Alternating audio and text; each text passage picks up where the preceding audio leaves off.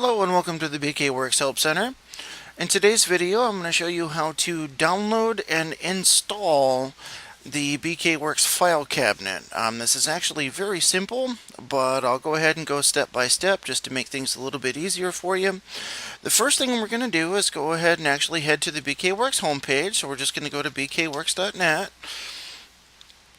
and that snaps me to the homepage. Then I'm going to go ahead and click on PHP, File Cabinet.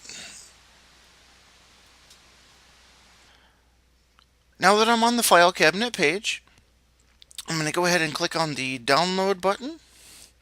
Now that I've clicked on Download, it's actually going to show me the user agreement. I'm going to go ahead and read through this. And I'm actually going to say that I accept it. So I'm going to click I accept, and then I'm going to click on Download. And there it is right there. Filecabinet.zip has finished downloading. I'm just going to go ahead and say Open.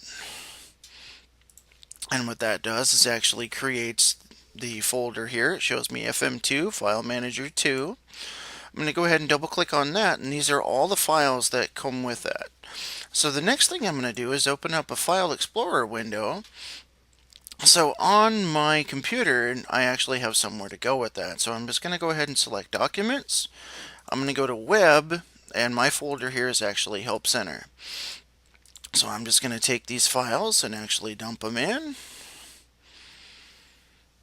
And it takes just a little bit. So the next step is to actually go ahead and upload these. Now, each host is just a little bit different. I use Dreamweaver to upload, so I'm going to go ahead and open up Dreamweaver real quickly. This will take just a moment. And then I actually want to look at my local server view, and there are all my files that I just copied. So I'm just going to go ahead and click on Upload. And yes, I want to push the entire site. Now this is going to take a little bit, so I will resume the video when this is done. Okay, you can see now that all of my files have been uploaded. If I click on Remote Server, they're all right there. So I'm actually going to go ahead and browse to where these are installed. And in this case, it's actually junk.test. And it shows right here, yes, there's a MySQL error. So we're going to go ahead and click on Run the Installer. Once again, it shows you the same license agreement that you had to agree to before you downloaded the product. You're just going to read through it again and click on Agree. And here now it wants to make sure that we're using the appropriate versions of PHP and MySQL. And we are good there. So we're going to go ahead and click on Continue. Okay, so the next step, the installer actually wants our database information. Now this only supports MySQL, and you want to put in just a little bit of information. Now you're going to see on your screen some blurred. I'm actually going to use mine.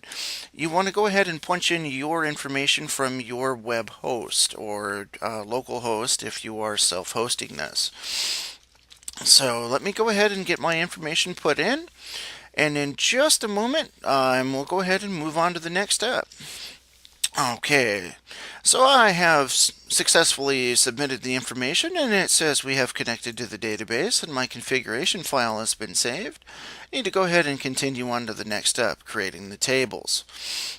Now, if your database was empty, it has created the tables. If it wasn't, and these tables already existed, it hasn't removed anything at all. So the next step is to fill the tables. Now, this message is kind of scary, and all this is saying is if you've used the file cabinet in the past, it's actually going to erase any information that was already there. So we're just going to go ahead and click on OK.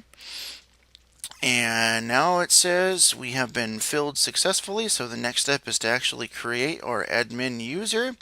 And in this case, it's actually going to be bkw-help.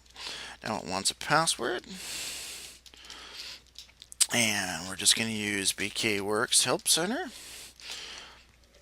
And then now it actually wants a password, so that way nobody else can set this up again. So in this case, I'm actually just going to use the word test. And we're going to say submit values. And there we go. Now it wants us to set up our basic settings. What you see right here is actually what's going to show on the top of the window. So kind of where this says BKWorks installer, it'll say whatever you put in here. The next thing it wants to know is how far are you from GMT, the time zone. Here in Michigan, I'm actually 5 hours.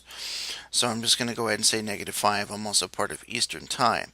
Go ahead and hit Save Values. And there we go. The settings were saved successfully. I just need to click on this last button here to complete the information. Now it says I may go ahead and sign in. And that is that. The installation is complete.